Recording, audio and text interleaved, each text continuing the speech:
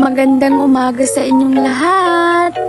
Dito nga ay kinikising lang ni Aya habang ang mama ay nagtutupi. Nilalaro ko nga siya dyan. Good morning everyone! Gising na po yung Aya namin.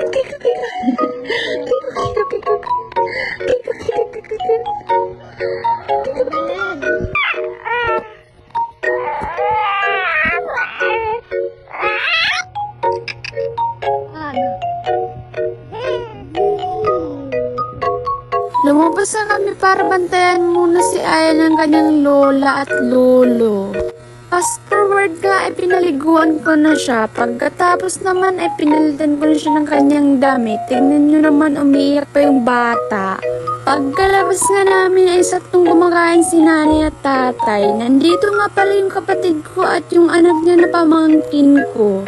Yung ulam nga po pala namin ay 2 sardinas lang.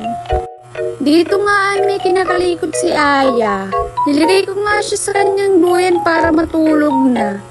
At abay, hindi pa natutulog. Nung tiningnan ko, nagtatampururot pa. Mga ilang minuto nga ay natulog na din siya. Tingnan nyo naman, tulog na tulog yung butchog. Abay, sleep tight may butchog. Mga 2 oras nga lang yung tulog niya dyan. Pagkagising niya nga ay inaliw-aliw siya ng kanyang lola.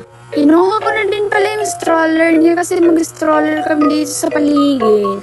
Dito nga ay nabutan ko sa tatay nagpapakain ng kanyang mga alagang manok.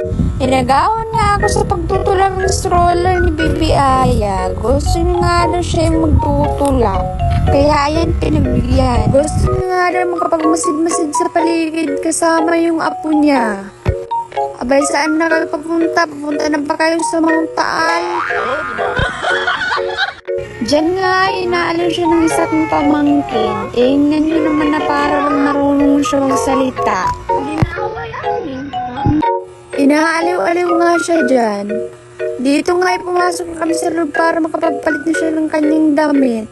Fast forward nga ay napalitan ko na siya ng kanyang damit. Di ko na nabidyohan. Eto na yung bata, presko na, nagangat-ngat pa ng charger.